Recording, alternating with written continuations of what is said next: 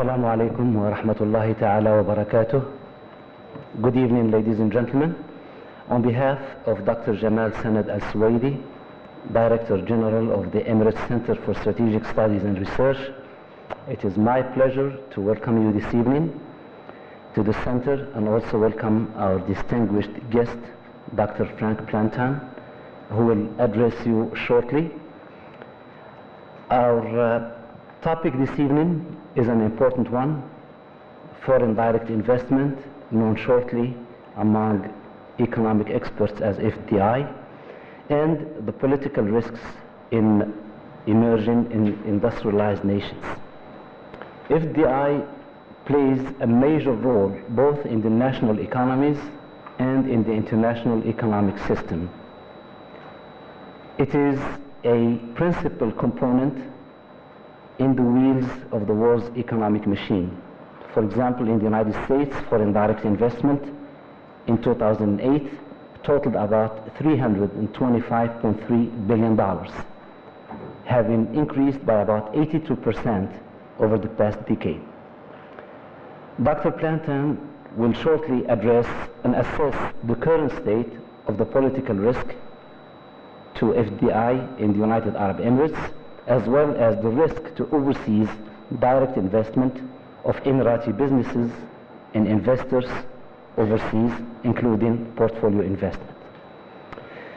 Our distinguished guest, Dr. Frank Plantan, currently serves as the co-director of the International Relations Program at the University of Pennsylvania in the United States, and operates an independent consulting practice focused on Korea. He is also the Executive Secretary of the International Consortium for Higher Education, Civic Responsibility and Democracy, also in the United States. His educational and management consulting experience recently includes consulting with Kyung-hee University and the Republic of Korea on the structure and development of the new Global Academy NGO complex and the development of the World Civic Forum in conjunction with the United Nations Department of Economic and Social Affairs on this, serving as consultant to the World Bank as a member of the corporate restructuring team in Seoul during the Asian economic crisis, and serving as well as consultant to Liberty Pacific Direct Investment and the Chongqing Municipality in People's Republic of China on the development on new international schools.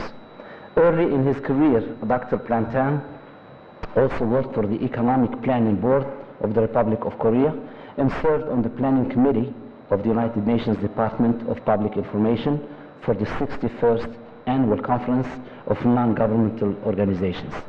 It is my pleasure to introduce Dr. Frank Plantan. Dr. Plantan, the floor is yours. Thank you. I want to thank Dr. Jamal Al-Suwaidi. Is this not the phone? I don't think it's on. There we go. Thank you.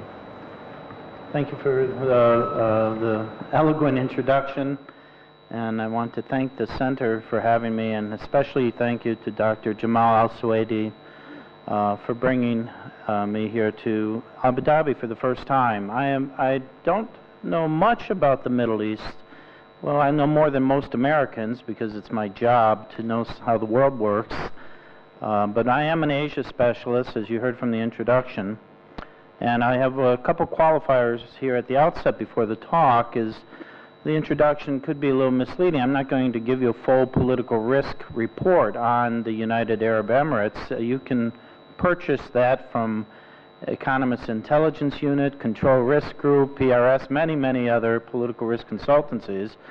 What I'm going to do tonight is contrast the political risk factors in which traditionally focused on emerging economies and developing countries with what's beginning to be a problem in the major industrialized market economies of the world, including the United States of America. I'll try to move quickly through some of this because I like to always give people a brief overview as well of what I call the 11 main dimensions of risk, any one of which would serve as a topic in and of itself.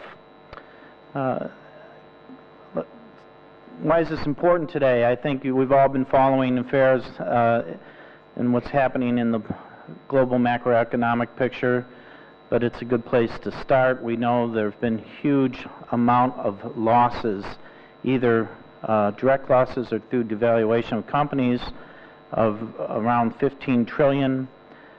We have not been able to total the total stimulus package in the world, in the US, Europe, and China, etc., that's been spent.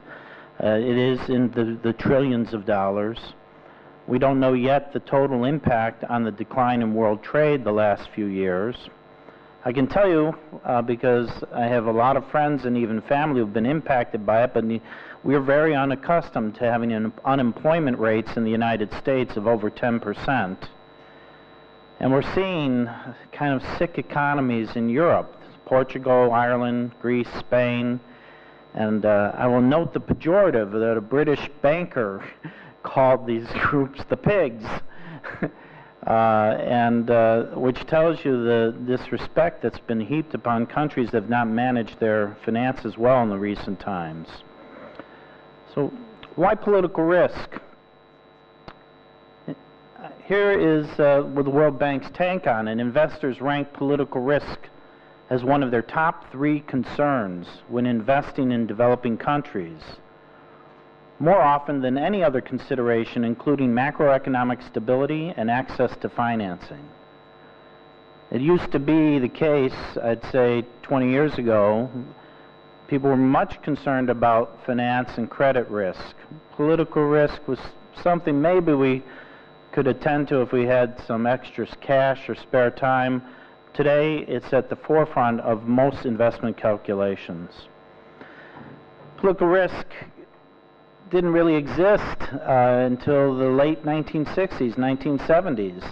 I think in part as a result of decolonization, independent movements globally, the emergence of the multinational enterprise, and then in the 1970s, the twin shocks, the gold and oil shocks, this emergence of a multipolar world, and later into the 90s, the globalization dynamic.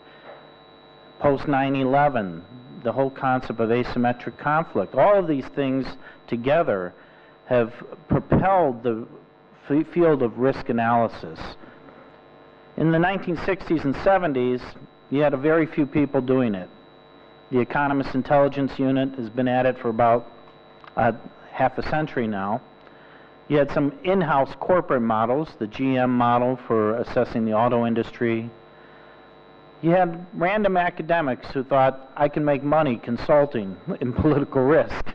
A lot of these small consultancies went in and out of business.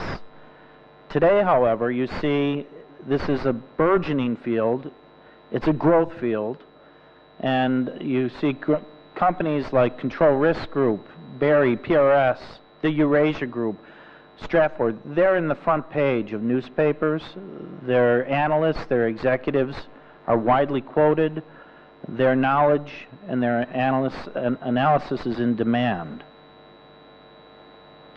So I'd like to open with this primer on political risk. If we look around the world, if you're a business executive today and you're looking overseas on where to invest, you see large markets, you see a lot of opportunity, you see a chance to make money, but you also see a lot of things that could jeopardize your investment. Volatility all over the world, political instability, demonstrations over immigrant workers' rights protests in France, and anti-government protests in Bangladesh. We see globally a changing government regulatory environment. As you may know, Cesar Chavez, the president of Venezuela, is not very well liked in the United States. And it's not just because he's a socialist, it's because he's gone back to expropriating foreign nationals' companies in the country. Much has been done in Mexico back in the 1930s. You're also starting to face issue group campaigns, the rise of NGOs globally. You're all familiar with this. But we have companies, you know, Nike, who makes the sportswear and sports shoes. They changed their entire investment and manufacturing policy over protests over sweatshops in the United States, boycotts of their goods. We also see economic crisis and instability. It seems to me now every 10 or 15 years we're finding some kind of major financial crisis. In the 80s, we saw Brazil, Turkey, Russia go through currency crises. In the late 90s, the Asian economic crisis. Who would have thought that today we would see this come home to countries that were thought to have set the world standard for international best practices? Of course, great preoccupation in my country and now globally is terrorism and political violence. But there's also kidnapping and threats to personnel. This doesn't get a lot of play because companies don't like the media attention or to let it be known that they've paid ransom for a hostage. Because I know Korea well and I know Koreans pay, I'm always joking with my students that people like to kidnap Koreans because they know they get paid. But it's a growing phenomenon. It's something that we have major security industry has developed around protection of executive personnel globally. In my political risk class, in fact, we run a simulation on hostage taking of executives it's based in Indonesia, could be anywhere, but this is a growing problem as well. Finally, there's currency instability, and we'll be talking about that during Q&A, I'm sure. So what is political risk? It's the occurrence of financial losses or diminished profitability due to these factors that I've just reviewed, due to political actions and events that impact the profitability of a business. I want to underscore that because we're not talking simply about the loss of a business, be it through expropriation or going out of business. We talk mostly about diminished profitability. That's affected by political risk as well. And that should be distinguished from country risk. Country risk looks at the entire system of the country, the social, political, and economic system. What holds it together? The culture. I've been debating adding a 12th dimension of risk, which should be culture, but it's embedded in the other 11 dimensions that you're going to see shortly. But we should know that country risk is a broader phenomenon than political risk. And then there is sovereign risk. So we want to distinguish political risk from country risk and sovereign risk. Sovereign risk is the ability of the country to pay its bills, its debt. This is what Moody's and Standard & Poor's and Fitch and WMRC and others do when they give sovereign ratings. It's about their judgment of a country's ability to pay its bills. So when you decide to invest abroad, it usually depends on two things. What is your return on investment? That's usually the first thing we're thinking about. And what is the risk associated with it? Now, it used to be we were mostly concerned with credit risk, financial risk. And political risk is much more complicated than that. And there are often risks that businesses cannot control. So what are these 11 dimensions of risk? The first one is inconvertibility of currency. Or how do you get your money out? Second is expropriation, nationalization. War damage. Civil strife. These are I call them the sexy ones, because people understand war, they understand terrorism, they understand buildings getting blown up. It's the easy part of political risk. Where it gets more complicated, what's more relevant, I think, to most business today are the rest of these 11 dimensions of risk. Contract repudiation, process deterioration. Process deterioration has to do with the way the system works in country. Does the legal system work the way you had expected it to?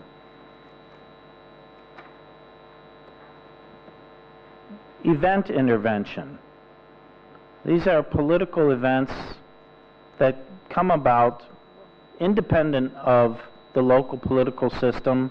It could be individuals, it could be NGOs, it could be terrorist groups, but events that can affect your business. I already mentioned issue group campaigns and reputational risk. Probably the most famous group at this managing issue group campaigns is Greenpeace.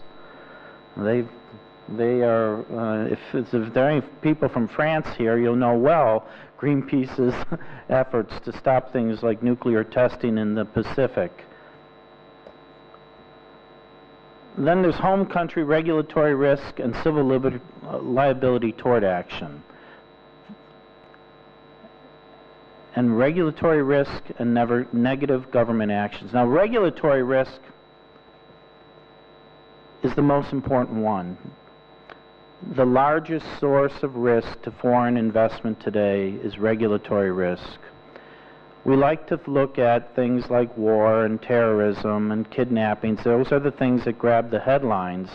But the number one risk to foreign investment today is government regulatory risk.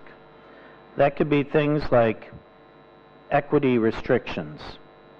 Does the country limit the amount of foreign ownership in a company? Local operations restrictions, local content requirements, where you're required to have a certain percentage of the good you're manufacturing include local content. There could be tax discrimination, repatriation restrictions, exchange controls, all of these. Regulatory risk is actually your biggest source, and this is one area that by itself, any one of these items is worth a whole talk. I like to give the example of Hyundai Motors in China. In 2007, the Chinese government surprised everybody by passing a law changing the labor regulations and the environment for labor practices in China. Companies suddenly had to provide pensions. They could not easily lay off workers. There was demands on making certain jobs more permanent. And in any event, overnight, literally overnight, Hyundai's profitability in China dropped by 10% because of the cost of compliance with new labor regulation in China. Now, to cope with these events, something's emerged called political risk insurance. Many of you may already know about this. You have government agencies that will insure your credit risk. They insure typically the big four: war, expropriation, contract breaches. Political risk insurance is a tool for business to mitigate and manage their risk from such adverse actions. Political risk insurance is increasingly being required by banks before they extend a loan. You'll find if someone's trying to get construction finance for certain areas of the Middle East, the bank is going to demand that you have political risk insurance of various kinds before extending the loan. It's mostly done by governments. In the United States, it's OPIC, Overseas Private Investment Corporation. Korea, it's the Korea Export Insurance Corporation. Or by multinational agencies. MIGA is the World Bank's group for political risk insurance. But today, the private sector now covers more than 50% of political risk insurance. Where is it going? You have political risk in high and low-income countries. If you study this chart briefly, you'll see the vertical axis is the wealth of countries, the lower horizontal axis is the risk associated with them. In the lower right-hand corner are low-income, high-risk countries. They're still attracting 12% of foreign direct investment. Now that number is a couple years old. But there may be poor countries that are highly unstable, but they're still going to attract foreign investment. And that is the area, the lower right-hand corner, that MEGA focuses upon. Because it's the World Bank and they want to, their primary goal is the alleviation of poverty, they want to ensure investments in the most high-risk, low-income countries. Private insurers now cover half the market. There's something called the Byrne Group. Now again, this data is a couple years old. They had $113 billion in policies. They wrote $44 billion in coverage in 2006. That's been escalating. If you want to build a building in New York City today, you have to have terrorism insurance. I went to a conference in Manhattan last spring, about 400 people in the insurance industry there, all focusing on terror insurance. And one group from Lloyd's of London, Hiscox Terrorism Insurance, actually hired one of my students out of my class. It's a much bigger field than I realize. I want to just say a few words about enterprise risk management. It's a sidebar to the focus of the conversation. But I'm a big proponent of advocating integrated risk management in corporations today. And typically we talk about 5 responses to risks. How do companies respond? They avoid risk, they transfer risk, they retain risk, they try to prevent it, or they try to mitigate it. And I have a little mnemonic, a memory trick. It's called always take risks prudently, my friend. And together, a good enterprise risk management plan, together with political risk insurance, is going to result in increased profitability for your firm. We like to draw risk maps. People who do this kind of work, you can visit Control Risk Group site, Barry.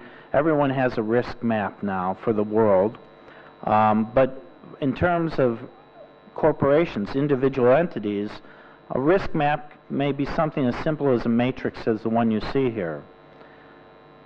So we're looking at events, the impact of the event on the vertical axis, and in lower right left-hand corner, low impact, low likelihood of occurring. That's a place where you're less likely to take political risk insurance. If you have a high impact event that's highly likely to occur, you're also going to take insurance there. Where companies don't act is the lower right-hand corner. I apologize, the upper left-hand corner. The low likelihood of an event that has catastrophic consequences for the firm. Companies always think, this is not going to happen to me. The cost of insuring against it is prohibitive. We're going to take our chances. And this is the area where you can face catastrophic loss. So we're going to reassess risk today, highly developed industrial countries versus emerging economies. Historically, political risk has looked at developing countries and emerging markets. Multinational companies from Europe and the United States were going off into the field, into what used to be called the Third World, and investing their money and hoping that it didn't get expropriated or that they didn't have the kind of problems I mentioned earlier. But the current economic crisis has created unprecedented demand in developed countries, in the US and Europe, for government intervention into the economies. This today is seen as a source of risk.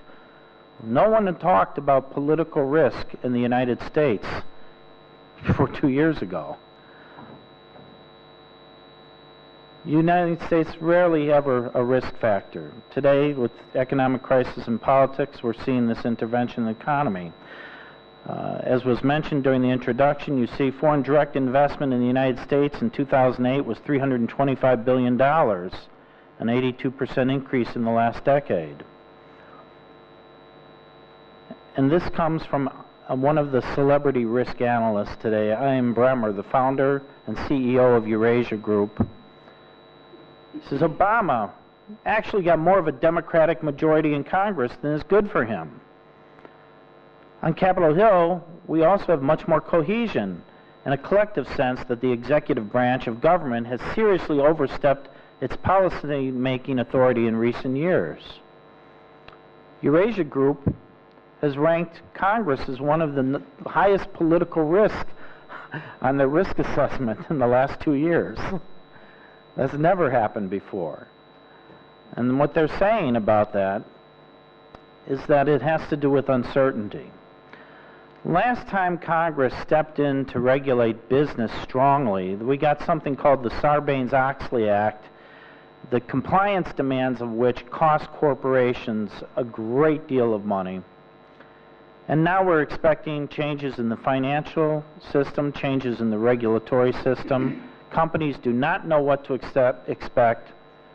And when you have uncertainty, you have a higher elevation of risk. So I said, the Superman coming to the rescue for the United States. I did this because this is my new grandson. And I thought I should show him. I told my daughter I would throw him into my presentation. So let's look at what's happened in the United States. So far, the U.S. government has spent about $500 billion. They've either spent it, invested in company, or loaned it to firms. The financial sector has received $250 billion. Freddie Mae, Fannie Mae, and Freddie Mac, these are the government housing authorities that loan money for mortgages, got $110 billion so far. People are anticipating that will double or triple. The automobile companies got $80 million. AIG has gotten $45 million. Various toxic assets were purchased for around $16 billion. However, this hasn't all been outflow. In the last year, we have seen money coming back into the Treasury. $195 billion has been returned, paid back to the Treasury. $174 billion of that was refunded money. Like Bank of America repaid in its entirety the stimulus funds, the bailout money they got from the U.S. government. We've also generated $22 billion in revenues. Now the U.S. government is a partner with some of these banks. They are benefiting from the revenue generation.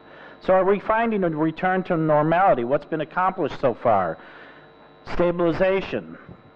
We don't have an extended recession or depression in the United States. We, in fact, have seen a return to growth. The financial sector health. We're seeing companies returning TARP funds.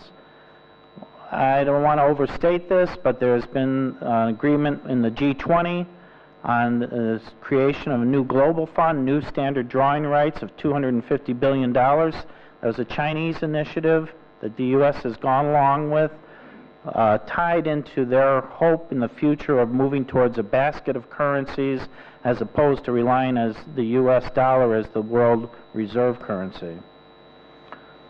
U.S. gross domestic product, you can see, is increasing and is projected to increase through this year and level off. And so the dollar's not dead yet. It's been devalued, but it's not dead yet. Demand for the U.S. dollar is driven mainly by demand for U.S. assets. The value of the dollar relative to other world currencies is driven mainly by the demand for U.S. assets. And as uncomfortable it is to see the value of your dollar-denominated investments decline as the dollar declines, the question always becomes, what is the alternative? The promise of the euro has stumbled over the serious concerns over sovereign risk in Greece and elsewhere.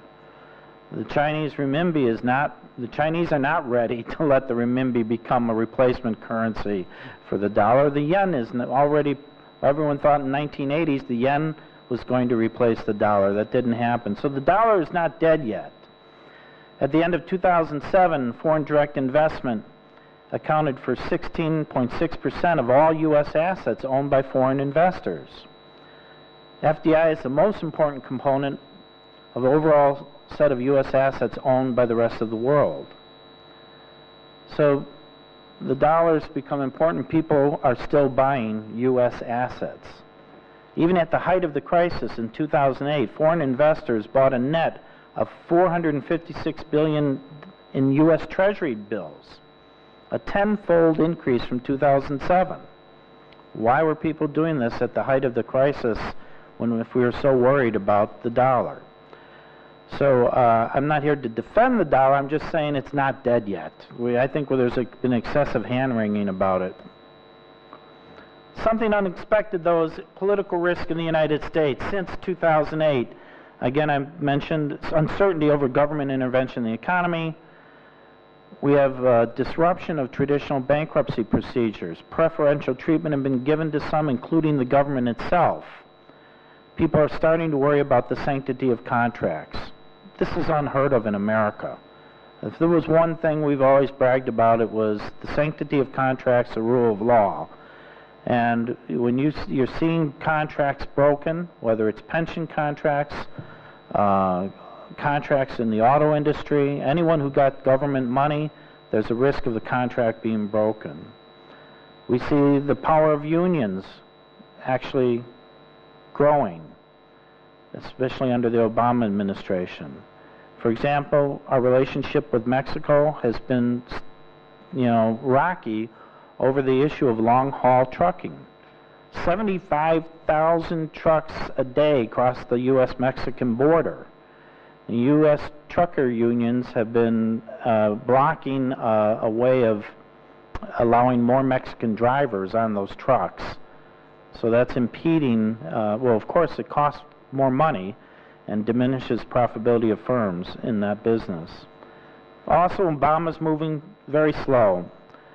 Congress has been rejecting compromises. We've seen a resurgence of polarization in our country.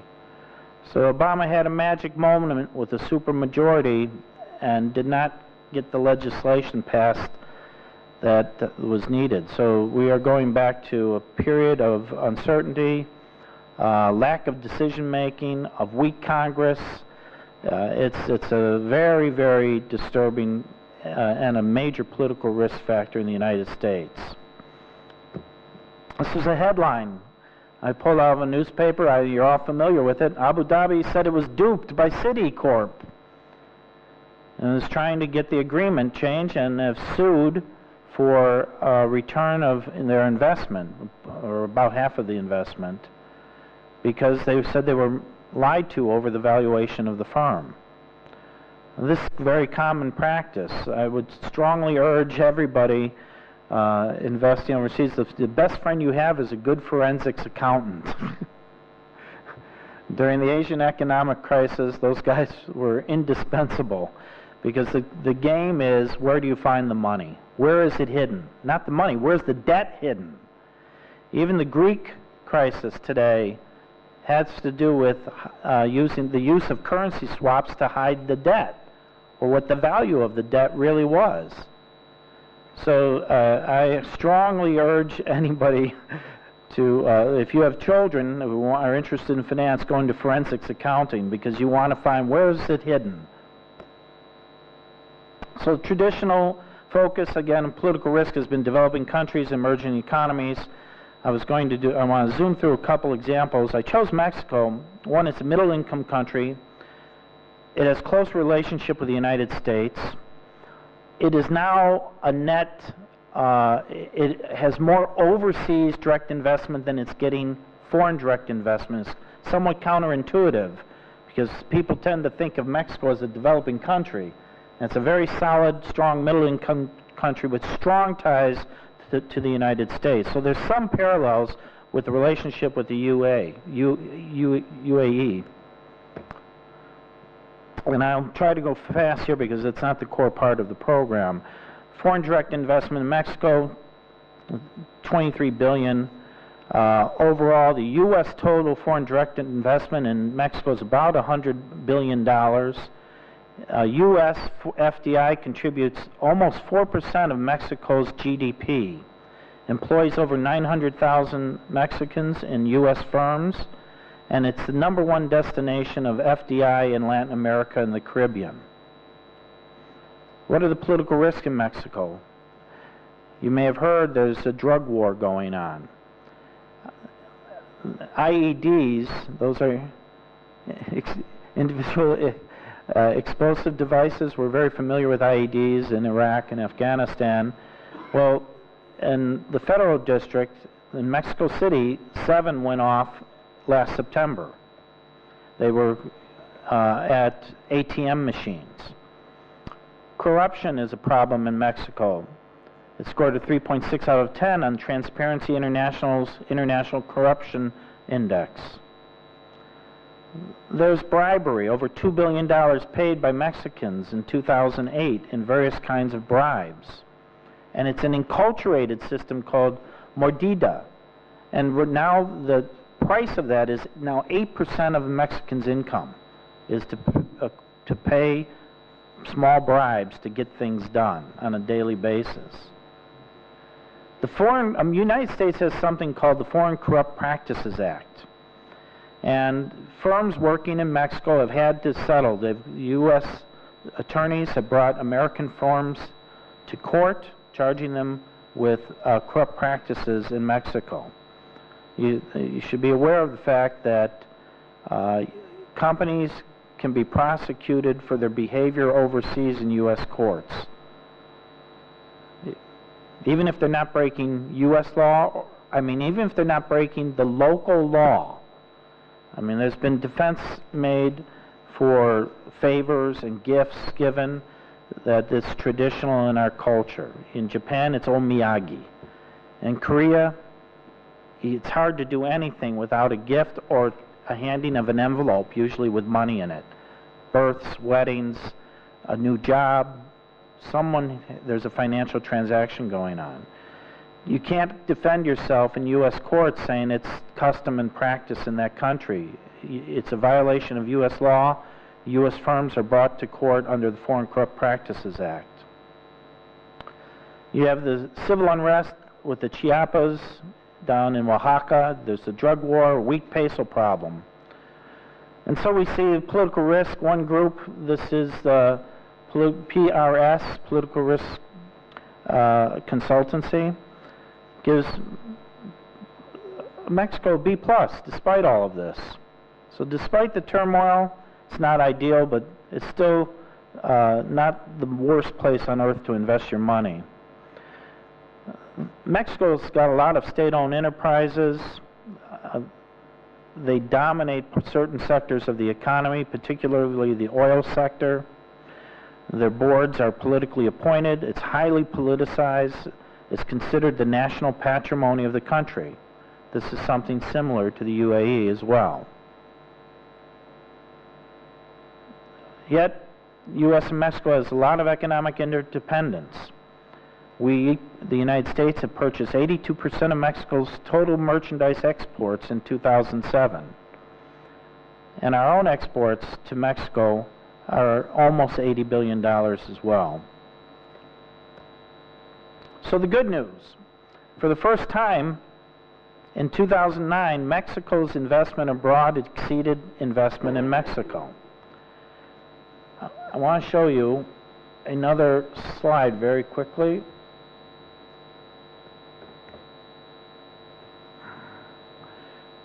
If you look at the chart on the left, it's net FDI outflows from developing countries. Suddenly, developing countries and emerging markets are no longer just recipients of foreign direct investment. They've become major players in foreign direct investment themselves. And you can see this chart, almost $200 billion now outflow from developing countries. This is a World Bank chart in 2008.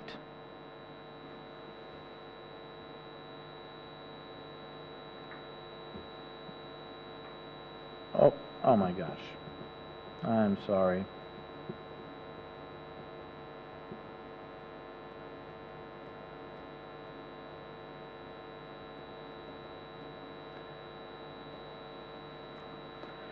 So Mexico now has to, and I think as the UAE does, has to heed political risk abroad for itself.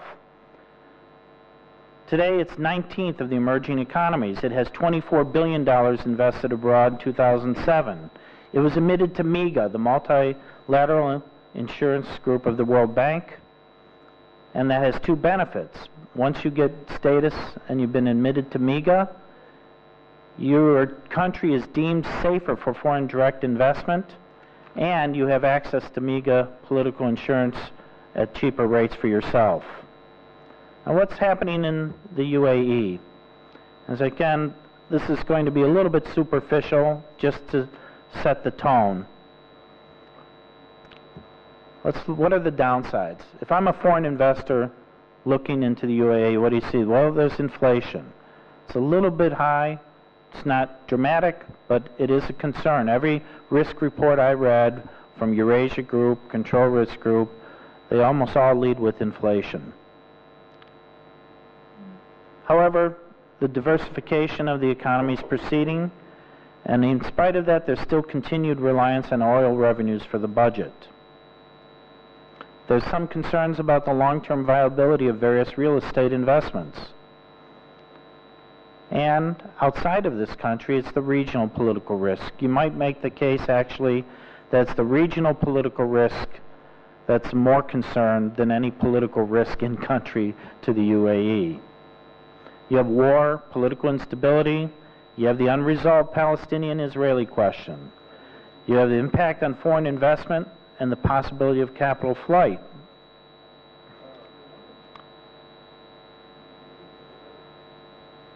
In MENA, the Middle East, North African countries, this is a look at court systems are much slower than the rest of the world in the number of days it takes to enforce a standard contract. And so you'll see the UAE in the middle there. It's third highest in the number of days it takes to get a contract enforced. The Heritage Foundation has an index of economic freedom, and for the UAE, you'll see the black lines in the chart. That's the world average. So generally, UAE is above the world average in economic freedom. What influences the Economic Freedom Ranking Index? The degree to which government influences prices. Do foreign investors get national treatment? Outside of companies in the free economic zones here, at least 51% of the business must be owned by a UAE national. Company bylaws often prohibit foreign ownership. Any distribution of goods has to go through an Emarati partner. However, the Economic Freedom Index, over time, the UAE is always above the world average. That's a plus. Now, what's the upside? Very few domestic political risks in the UAE. There's a high per capita GDP levels promote stability in this country. The government has been taking tentative steps towards public political participation, and that's been generally well received by the public. The business environment's improving, although there is a need to attract new foreign investment, particularly in the financial services sector. Other upsides, we see that TAGA is the first corporation headquartered in the Middle East to join the network for global corporations for Transparency International. And this hopes that this relationship will inspire and educate others in the region to promote anti-corruption practices. Foreign direct investment now represents 23% of the GDP of Abu Dhabi. As FDI grows, so will the importance of lowering the perceptions and calculations of political risk in the region as well as in the UAE. And this is just some numbers I'm going to skip over because we're falling short of time. Here's another positive. One political risk, the Economist Intelligence Unit scores the UAE is 5th in the world on political stability and government stability. However, you got the Persian Gulf. Despite concerns of rampant radicalism, the potential for violence in Iraq and Iran, and Israel and its neighbors, political stability in the Persian Gulf area, particularly in the Emirates, remains extremely high. Saudi Arabia, Qatar, Oman, UAE all have budgeted for lower oil prices. So financial stability of the government and the government budgets is solid. Even with the financial troubles in Dubai, UAE was able to rely on the political capital, the ability of Abu Dhabi to intervene. And no, regardless of whatever the deal was that was struck between Dubai and Abu Dhabi, it doesn't affect overseas assessments of political stability, which is the overriding issue to foreign investors. So what's being watched and what's on your list? The political cohesiveness of the region, increasing economic cooperation. What is going to happen with Iran? What's their next move? What's Israel's next move? What is the future of stability in Iraq after the U.S. withdrawals? And how do we deal with the conundrum that the U.S. is facing in its foreign policy towards Iran? No one wants another war. No one. Except perhaps Don Rumsfeld and Dick Cheney, and they're no longer in office. And now we have, looking back to the West quickly, sovereign risk. I already mentioned the pigs. Okay. And then I'm going to end here with a note. The problem with prognostication. Political risk has been a growing field. A lot of people, I think it's needed. I think it's worth the investment to hire political risk analysts. There's some very, very good firms out there doing this now. The quality of the research is better. Their quantitative skills are significantly better than they were 20 years ago. One thing I would hesitate is tends to be overly dramatic pronouncements. As I said, some of these guys have become celebrity analysts. Take, for example, this quote: "The moment's approaching when the artificial line separating the wealthy from emerging markets will lose much of its relevance." This is Ian Bremmer and Nouriel Rubini talking about the United States and Europe. I think they make dramatic attention-getting comments to get people for that purpose, to draw attention to their work. I think things in the short run always look bad. Things in the long run tend to be more stable than you realize, just as with the situation in the United States today. I think too much credence is given to investor perceptions. We have a tendency to look to the short term. We tend to be reactive. I think we get false empiricism or the wrong application of models. For example, a lot of people wrung their hands over a worry about U.S. inflation last year, that all the government money going into the economy was going to stimulate inflation. Ironically, at the same time, the big worry is deflation, it's pricing, deflation. Yet the investment market was wringing its hands over inflation. And part of that has to do with what is the model you're carrying around in your head. Anyway, I'm to stop here so we can talk and have a more meaningful discussion. Thank you. Thank you very much. Thank you very much, Dr. Frank Plantan, for this informative lecture. Of course, we'll turn now to our audience and give the audience a chance to ask you some questions. We'll have about 30 minutes of this Q&A session, maybe a little bit more. Just to kick off this Q&A session, I would just like to ask you, you mentioned that the Economic Freedom Index ranks the UAE 5th in the world in terms of political stability. Of course, this gives foreign investors peace of mind when they come here. But how about UAE investors when they think about investing overseas, let's say in the United States, for example? What are the factors they should worry about? Well, I don't have to tell you that your attempt to purchase a port authority failed, and I use that in my class as a classic example of political risk. I think perhaps if it had not been so high profile, and at the time when we were embroiled in the war, but there's a little bit of I think a better public relations effort for the UAE would have helped in that regard. Americans can for all their global involvement, are very parochial people. Is the problem. And very nationalistic at times. When they feel threatened, they fall back on old-fashioned stereotypes and generalizations. In the 1980s, everyone was concerned that Japan was buying America. When Japan bought the Rockefeller Center in New York City, you would think it was the end of the world. So I think the problem is approaching America is to move slowly.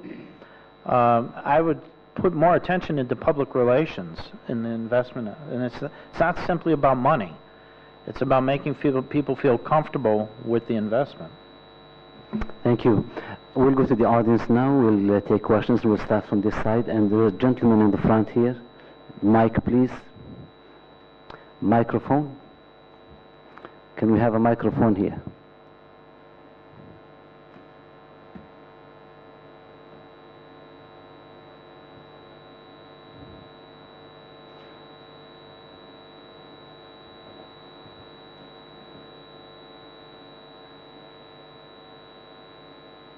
I could probably hear you. It's okay. It's okay.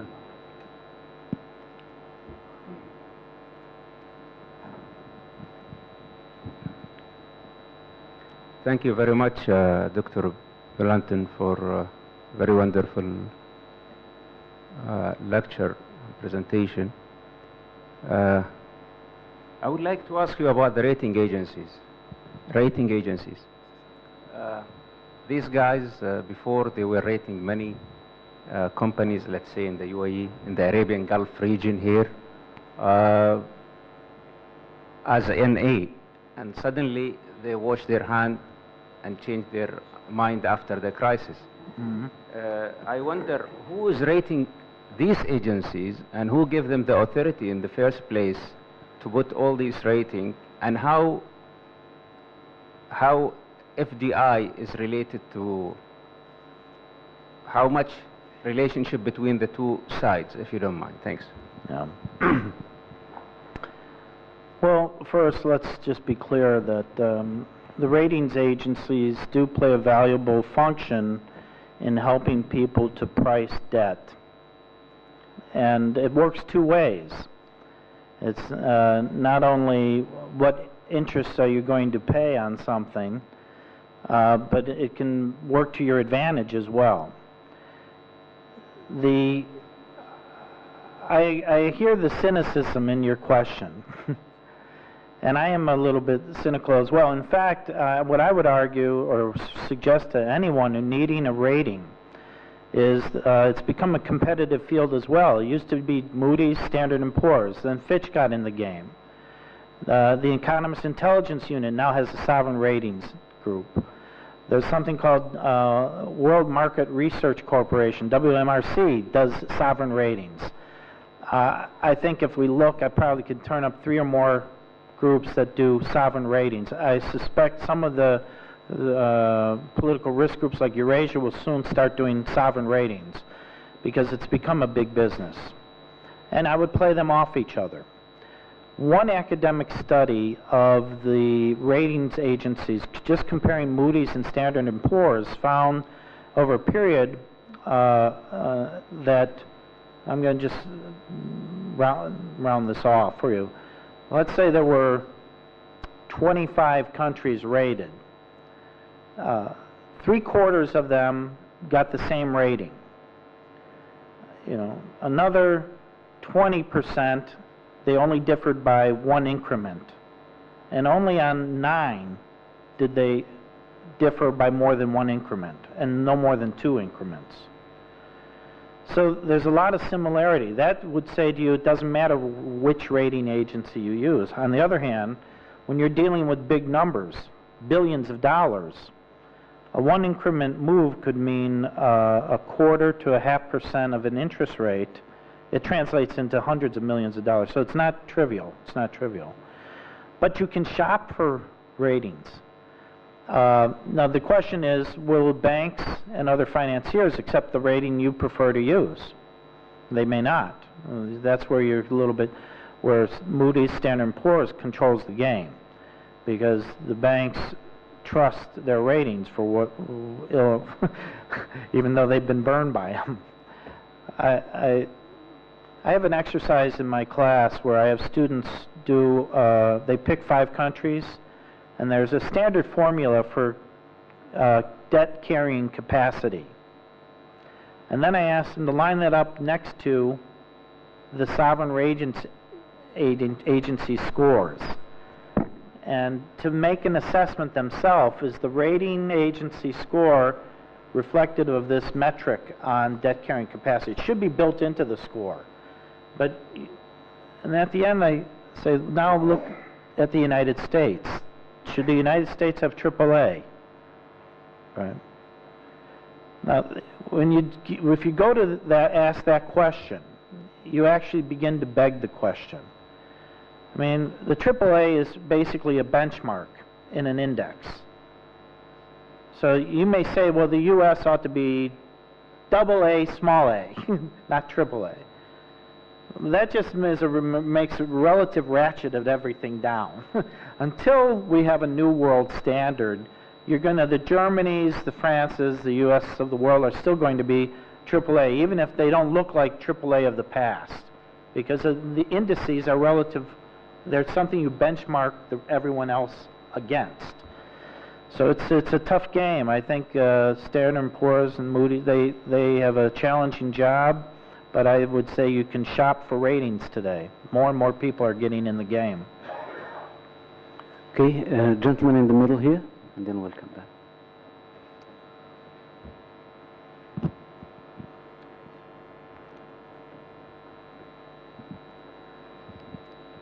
I have a very general question. How would you describe foreign investors, foreign direct investors' paradise?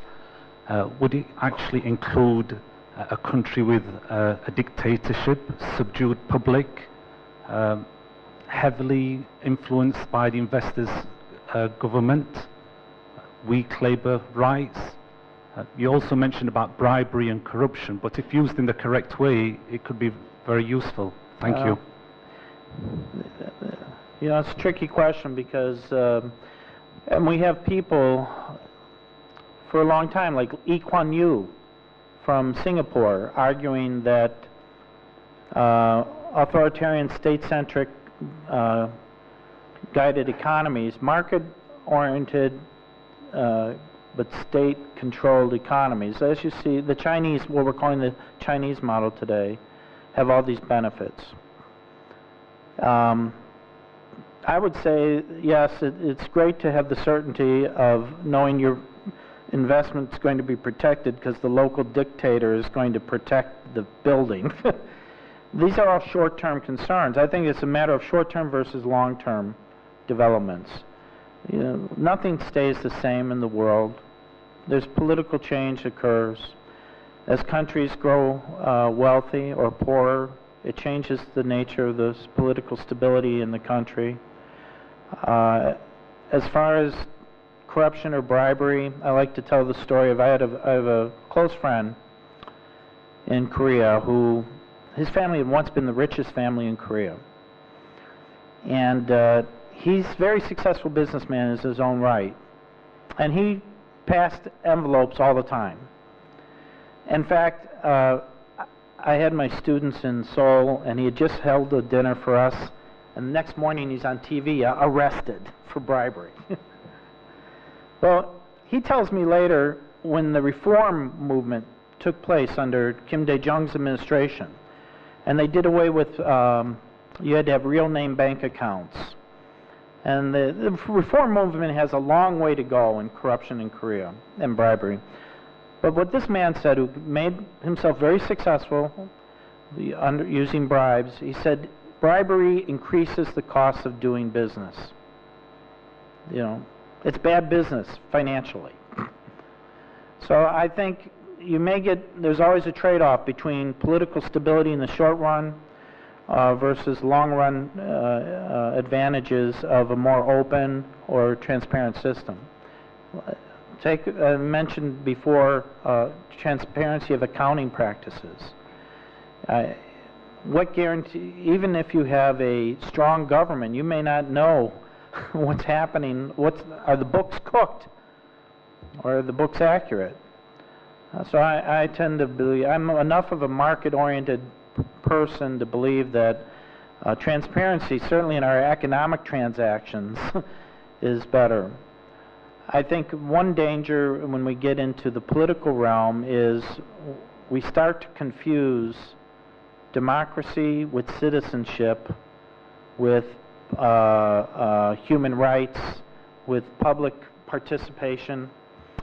And that debate gets messy because, you either get into the issue what we've had in the United States of people accusing us of nation building or trying to impose our political model on the rest of the world. And so you have that on one hand. On the other hand, you have a China where the central government is still almighty, but democracy is breaking loose at the village level. Local, provincial levels, villages, they have elections now. I would even argue the Communist Party school for the party leaders now has a course on democracy. I think it's going to evolve into kind of a competitive one-party system. Like Mexico was for most of the 20th century.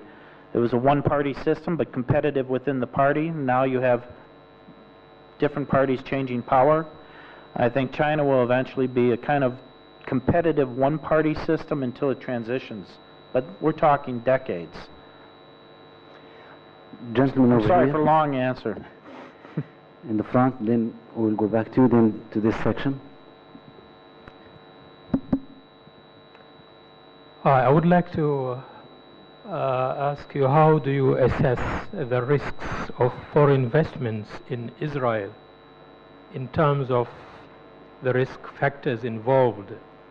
What impact has there been on Israel in terms of foreign confidence in investing in that country, considering the instability of the region, also between Israel and its immediate neighbors, particularly the Palestinian neighbors, and the continuous receding chances for peace with the passage of time?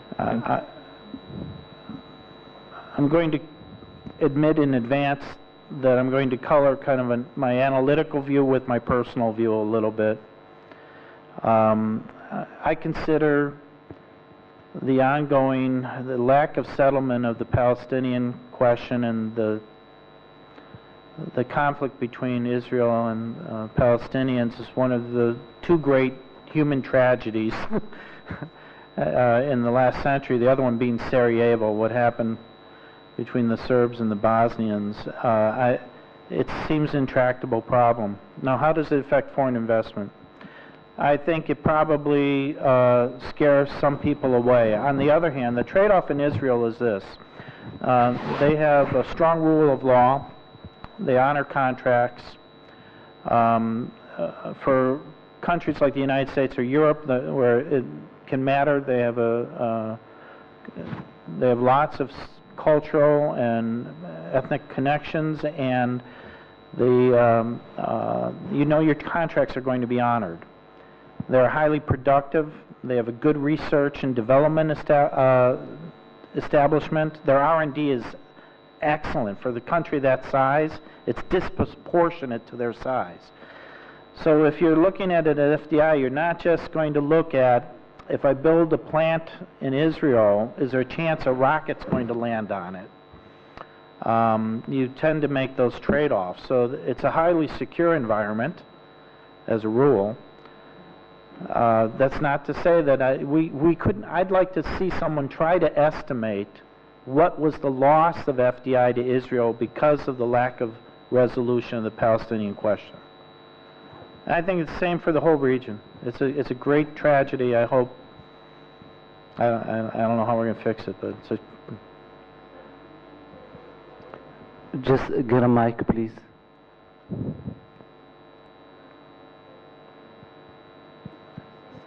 So he can hear you.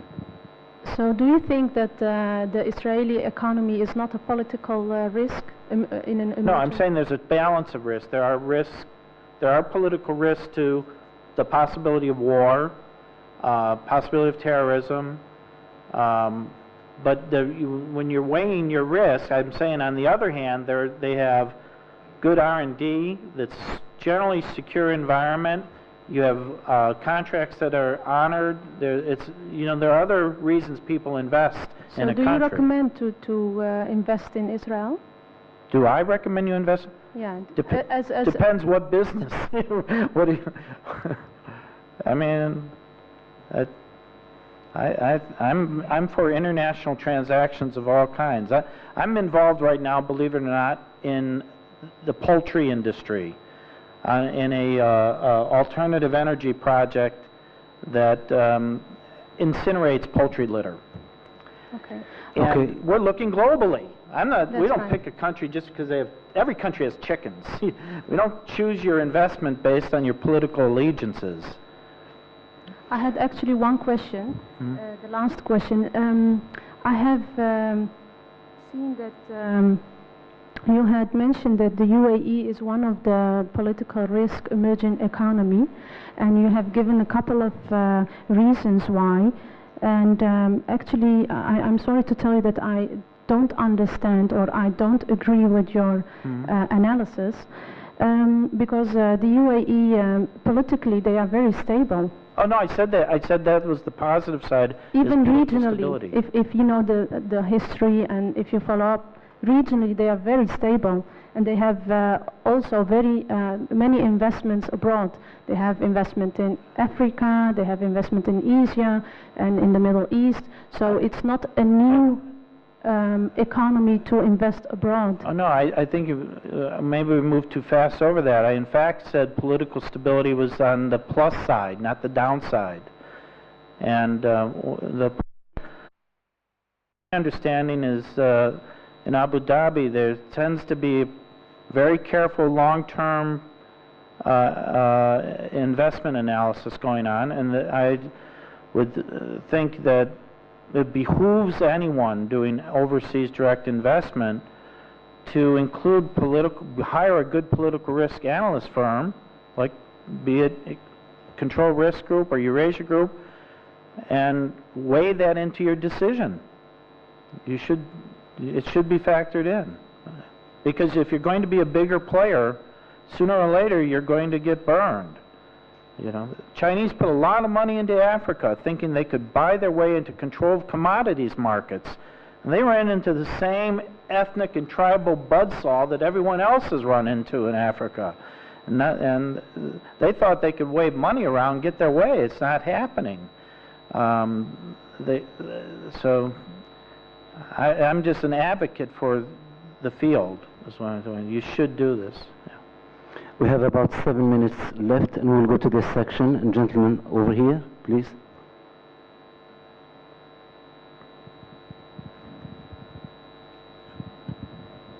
A lot of questions. You said during your lecture that Abu Dhabi was misled by a Citigroup, okay, regarding its $7.5 billion investment. So my question is, does misleading an investor goes within the protocol of political and economic risk, or is it a question of lack of honesty and transparency before the agreement? And the other question is there any international legislative and judiciary platform to protect FDI? I didn't hear the last part. Is there any international legislative and judiciary platform to protect foreign direct investments? Oh.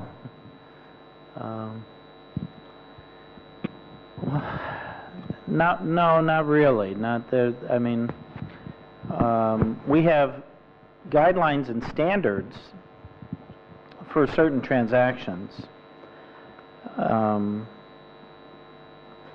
You know, if you're moving currency around the globe, you have to abide by BIS standards. We have an increasing, it's not regulatory in the sense of an intergovernmental treaty, but you know, there is an International Accounting Standards Board. This is a voluntary association of people and countries and businesses that cooperate to set accounting standards. And what's interesting about that, it used to be the U.S. accounting was the international standard. Now, in fact, the U.S. accounting standards do not even meet some of the International Accounting Standards Board. It's because it's voluntary. You find you have a standard, and every country complies with it a little bit differently. So you consider the best practices as the goal.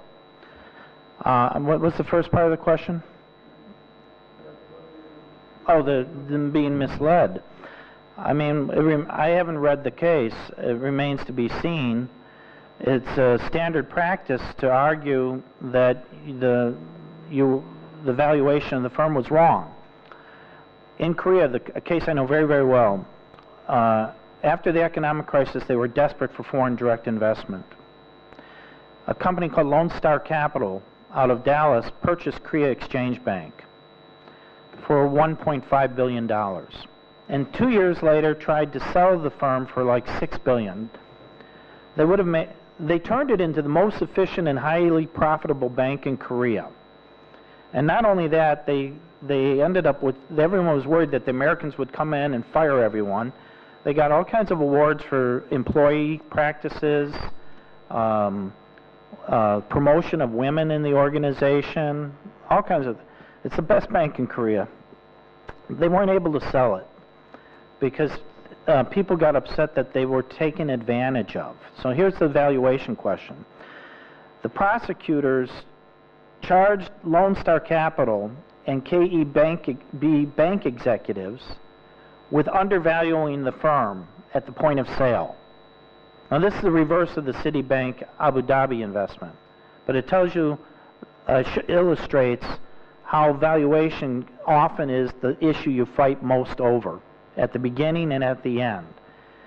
And that's now been settled. It took many, many years.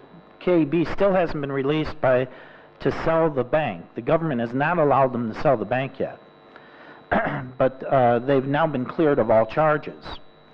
So this valuation issue with Citicorp, you know, I think if you hold on a bit, you know, you may not want to move out of that because the shares have gone up from $3.65 to $32, and over the long run it may work out okay.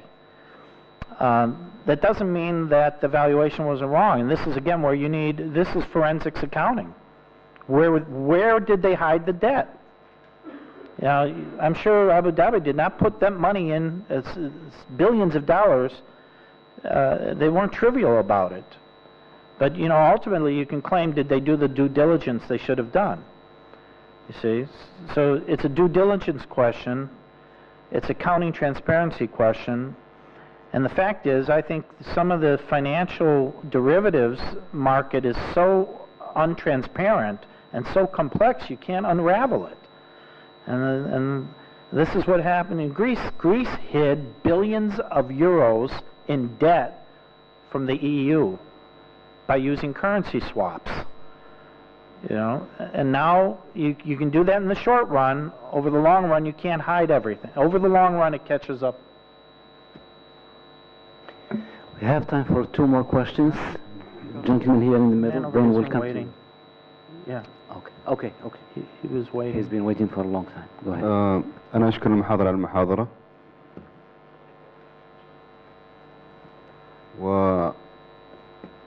وأتمنى لا تقيم إدارة الحوار وتوزيع الأسئلة من المخاطر. سؤالي حول مقارنة المكسيك بالإمارات. المحاضر تكلم عن رشاوى ومخدرات وعصابات في المكسيك ومخاطر كثيرة تتهدد الاستثمارات الأجنبية المباشرة في المكسيك، وتحدث عن الإمارات وكأنه يقارن بين الاستثمار في الإمارات والمكسيك. وأنا في اعتقادي أنه لا مجال المقارنة بعيد جدا بين الدولتين. الإمارات تحقق خطى ناجحة في في إدارة الاستثمارات وجذب الاستثمارات الأجنبية بالاعتماد على الإحصائيات الرسمية التي تتمتع بشفافية عالية. أتمنى توضيح الجانب هذا، جانب المقارنة. السؤال الثاني بخصوص تصنيف الإمارات بالدولة الخامسة على مستوى العالم من حيث الاستقرار السياسي. أريد أعرف هل كان التقييم الإمارات بالمستوى الخامس بناء على الوضع الداخلي ولا أوضاع المنطقة؟ إذا كان على الوضع الداخلي فأعتقد أن الإمارات هي الأولى على مستوى العالم وليست الخامسة. Okay. Thank you. Let me explain the reason I thought I was trying to make a comparison to Mexico and the UAE wasn't about the internal political conditions. It was saying here was a country, middle-income country, that is now starting to invest overseas and also has a close relationship with the United States. That was the parallel. I was not saying that UAE shares similar internal political troubles with Mexico. And that's not the case. All I meant is when we look around the world and you look at the similar countries who level of development and wealth and their behaviors, Mexico has moved from being a net recipient of investment to a net investor overseas itself. I think that's what's happened. UAE is at the same transition. It's been a net recipient of foreign direct investment for years and now is a global player in the overseas direct investment market. That's the analogy, not that they were at all politically the same. I don't know, as far as the ratings of political stability, you have to look at the methodologies.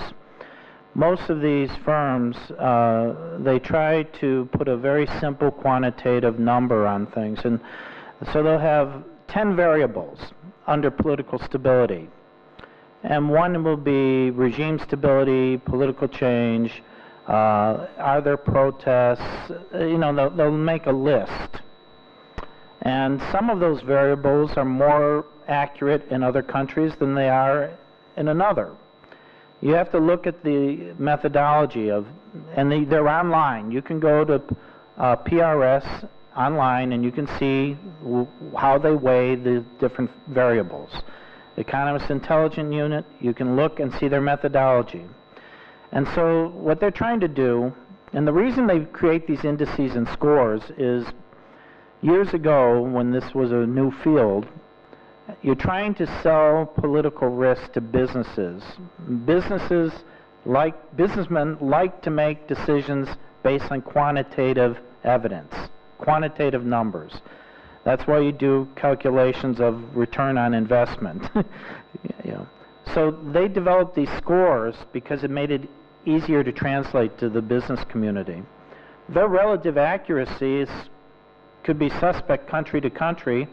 I know they invest, they're not static. They will change over time, they change by region, they change by country. And so as to, you know, I personally wouldn't advocate one score over another. I was just trying to illustrate that on the one hand, the perception of political stability is strong for UAE. That's to the good for attracting foreign investment to this country. You want political stability. You want rule of law, you know. You want strong financial institutions, okay? So I couldn't defend whether the score should be number 1 or number 2 or number 5. It depends on your methodology. We have a gentleman over here in the front, please.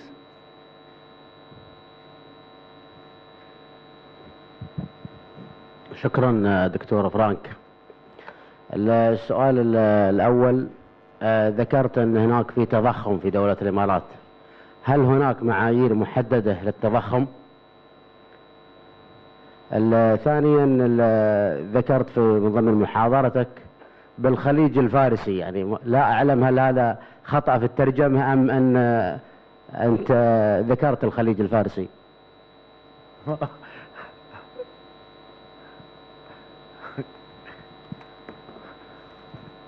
I apologize if I offend any local sensibilities. Generally, the region around the Persian Gulf, we're talking about countries bordering or surrounding it. And that could be local semantics may be different. I think you know the region I'm referring to. You know, in my Asia experiences, if you look at the map of the world, you'll see between Korea and Japan something the world calls the Sea of Japan. In Korea, it's called the EC, and they've been on a national campaign with the World Geographic Institute to get it renamed on all the world maps as the EC. So whether we want to call it the Arabian Gulf or the Persian Gulf, I mean, we're talking geographically about the region here, is what I meant. And question about inflation. Oh, inflation. I think, you know, again, this is somewhat subjective and arbitrary. I think inflation here is around 10%. And I think economists globally think low inflation is something under 4%. That doesn't put UAE in the same class as Argentina, which has like 200% inflation. They're just saying that, you know, it's a small question mark. It's not a big question mark. But if they had to make a list of the elements, you know, and why is inflation even counted in a political risk index? I'll tell you why. If inflation gets out of hand, it creates political and social instability. People can't pay the value of currency goes down. The value of an investment can go down. It can cause political instability and people's purchasing power decreases. So, you know, highly inflationary environments tend to lead to political instability. And I refer you to South America, where there are many, many historical cases of where it's happening today. In fact, in Venezuela and Argentina, inflation's going crazy, and it leads to political instability. That's why they have it as a factor. Whether it's a significant factor, again, it's how do you balance that? If you're investing here, you say 10% inflation, I don't think that's so bad, you know. But in the economist mentality, low inflation is the 2 to 4% range. So if it's 10, they're just saying, take note of that. It's not a big deal, but you should take note of it. I have the last question from the lady over there in the middle, please.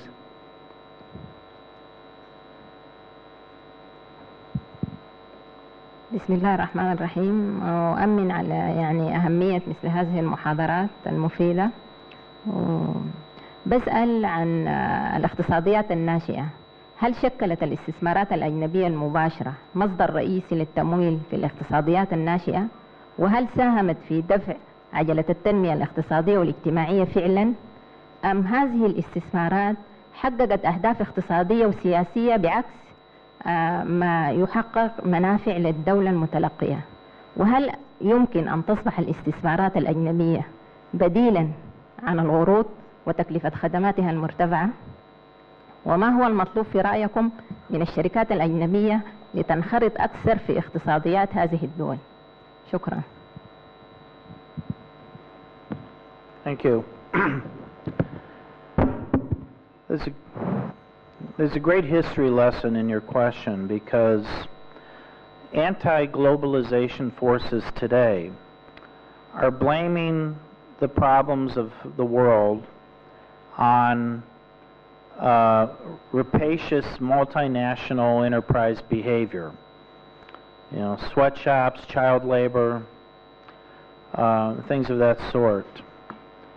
So I happen to be one of those that believes in commerce is good. I believe that I'm one that believes a rising tide lifts all boats. I still believe that. I think the problem with the globalization dynamic was the rate of change. Things were changing too fast. Cultures and political systems were having a hard time coping with it.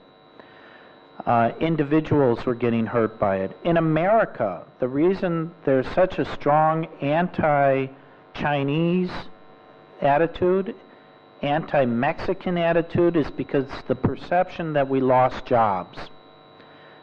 all empirical evidence countermands that. The United States was a net winner by any measure on NAFTA. But the popular opinion and a vast number of people don't believe that. Is foreign direct investment in and of itself a good? I think depends on the local practices. Also, I think this is why you've seen the corporate social responsibility movement grow so large. The United Nations has something called the Global Compact. In the United States, everything from the Conference Board, every major corporate association now has a set of ethics and corporate social responsibility practices. They're not doing it just because some NGO is pounding on the door telling them, you're bad people. You're profiting off of the little children. They're doing it because it makes good business sense and increases profitability. So I think we're in the middle of an evolution now where we need to slow down the rate of change so that we can manage it. Our systems don't change rapidly globally. I mean, look at the WTO. I don't even know if it works effectively. You know, but we rushed in saying we have to have a WTO because we wanted some kind of supranational agency to regulate behavior. So I think I am an ethicist. I believe good ethics, good corporate practices is good for the company. I'll tell you why, at least in the US and Europe, the backlash from bad practices, either corruption, harming, bad labor practices, the backlash, the cost, legal and financial costs, loss of business, is so great. Companies found out it was bad business. It was just bad business to take shortcuts. It's good business to practice good business practices. You make more money, frankly speaking. I think the evidence empirically is starting to accumulate on this, and I don't think companies are signing on to the Global Compact any longer because they want to be, like for public relations, they want to be a good company. They're doing it because it's good business. We can make more money by being ethical. With this answer, we come to a conclusion of this Q&A session, and I would like to thank Dr. Frank Plantan for being with us for his informative lecture, and I would like also to thank the members of the audience for their thought-provoking questions. And I would like to mention here that 1 week from now, we will host another distinguished speaker, Dr. Eberhard Zahnschneider. He's Director of Research with the German Council on Foreign Policy, and he will deliver a lecture here, March the 2nd at 7 p.m. on the German foreign policy towards the Gulf region. Until then, I thank you so much. Shukran jazilan. Wassalamu alaikum wa rahmatullahi wa barakatuh. Thank you.